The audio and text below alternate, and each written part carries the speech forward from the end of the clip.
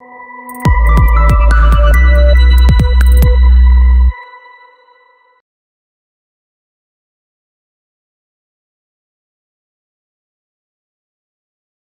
recent project we started back in November last year was a teacher training on how to teach effectively online, as this was relatively brand new to most of our teachers in Trinidad and Tobago, as well as the digital lesson creation and content development using Smart Learning Suite. As I said, the project started last November, and it was mainly due to a call from our Ministry of Education for corporate Trinidad and Tobago to join in a national Adopt a School program to provide devices to students. So we joined forces with these corporate partners to provide training to the teachers in order to leverage those devices, where student engagement was our main concern. The training certainly drew on certain facets and characteristics of the OBE model. We needed to ensure that it was student-centric. Of course, in this case, our students were the participating teachers, where mastery over the particular skills could have been demonstrated and measured. And teachers would demonstrate their understanding by producing a digital lesson which they would have created using the tools available and what they learned during the course. Feedback between facilitator and teachers would be ongoing until the teachers were satisfied that their lessons contained the elements and content that would really engage their students. Feedback also came from peer reviews during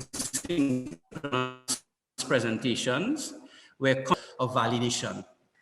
And the icing on the cake for us was that the teachers, when they presented their lessons to students, their work was further validated by the increased level of engagement they experienced. This would have resulted in teachers refining their lessons further, as well as motivating them to produce more highly interactive and engaging lessons. And this ultimately led to teachers exceeding their own expectations. Quite frankly, I must admit that my own expectations were exceeded as well. A second characteristic we found that was very important, drawing from the OBE model, was flexibility. It was extremely important to allow teachers to have a say in when their training would be, how they were going to be assessed, and what form the assessment would take.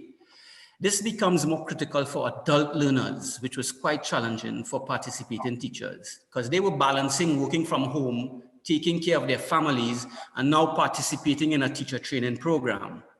So we needed to expand the opportunities for them by providing more chances to participate and demonstrate their learning, which would result in successful learning experiences for all teachers. And this was very important.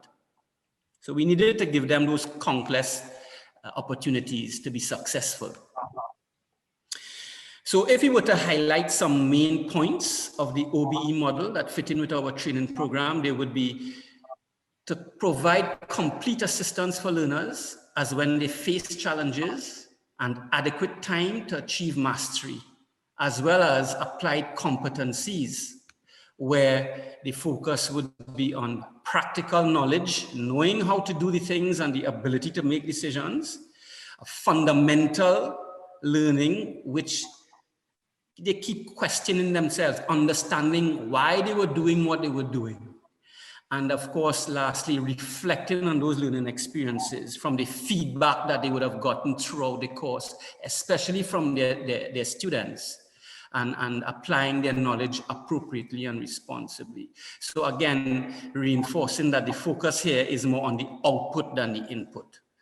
So I'm not sure, I hope I summed up basically how we utilized the key facets of the OBE in our training model.